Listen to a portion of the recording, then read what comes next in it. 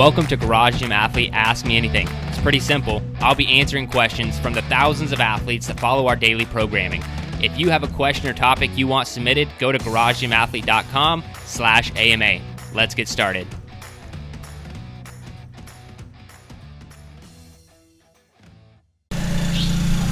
All right, ladies and gentlemen, welcome to the Garage Gym Athlete Podcast. Jared Moon here with Joe Courtney. What's up, Joe? I think they're going to discover our ruse because we didn't change shirts. We didn't. Damn it! and we're co-located, which never happens. Joe just lives in Texas now. So we are doing an AMA today, and it is Kylan. Kylan asks, recently I've been in a pattern of working out in the evening and chasing it with a protein shake, usually eating something small right before bed. Is it better to fast after the workout overnight, or is it better to eat a healthy meal before bed for post-workout recovery? What you got? Definitely recovery better than fasting, because fasting is taking out some of the toxins and stuff in your body, cleaning it out, but you need to build up your muscles that you've just worked out with and recover most importantly. If you really need to extend your fast, just eat later when you go to eat the next day, 40 minutes later or whatever it is for your workout. But you definitely have to hit up some sort of recovery, whether it be a shake or food. Just don't eat anything too heavy.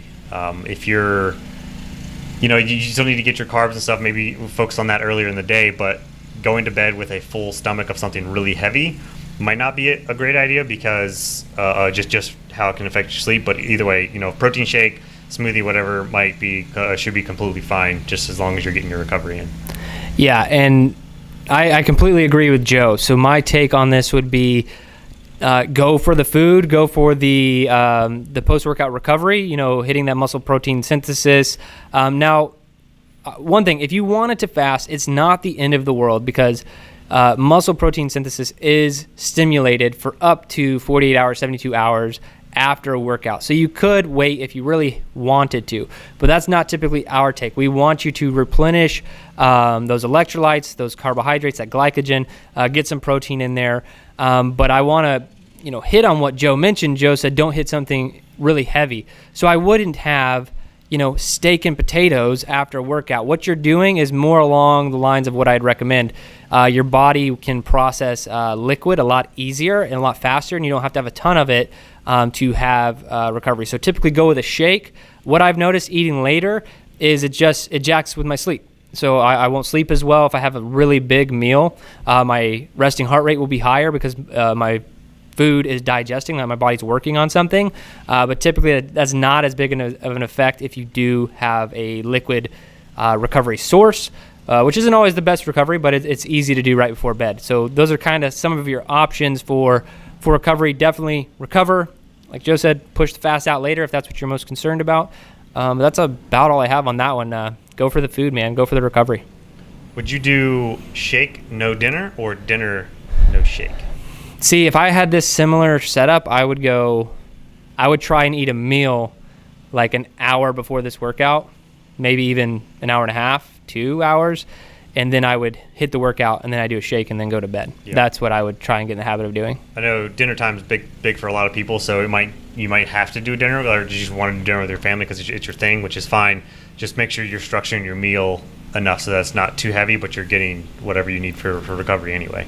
Yeah, when I was stationed in Florida, I kind of went through this routine. Like, I worked out with the military in the mornings, but I never really considered that like my true workout. There's no barbell or anything like that. So I would come home, I would eat dinner with the family, put the kids to bed, or I only had one kid at the time, put the kid to bed, and then hit up my workout and then do a protein shake and then go to bed. So that's, if you can get into some sort of rhythm or routine like that, that's what I do. You might even also look at what protein you're using, because Equip is pretty much just protein. There's no carbs to it. There's no fat to it. Yeah. So if you just have Equip, it's only like 200 calories anyway, and then you can still go have dinner, eat your vegetables and a little bit of meat there, and then you'll be fine. It won't be too heavy. You can kind of do both, but you don't want to be hitting a protein shake that has all these carbs and stuff in it too, like Huel or whatever it is. Yeah. And then go try and have dinner. That might be too heavy, too much. So look at what protein you're taking, if you need to do both or just one or the other.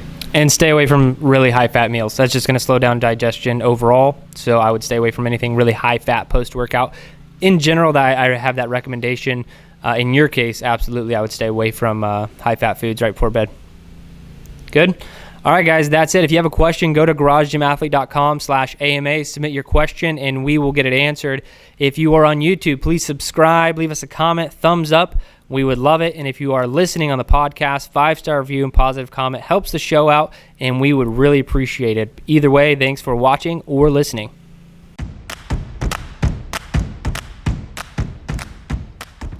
I hope you enjoyed today's Ask Me Anything episode. So one more time, if you want to submit a question, topic, or idea, you can do so at garagegymathlete.com/AMA.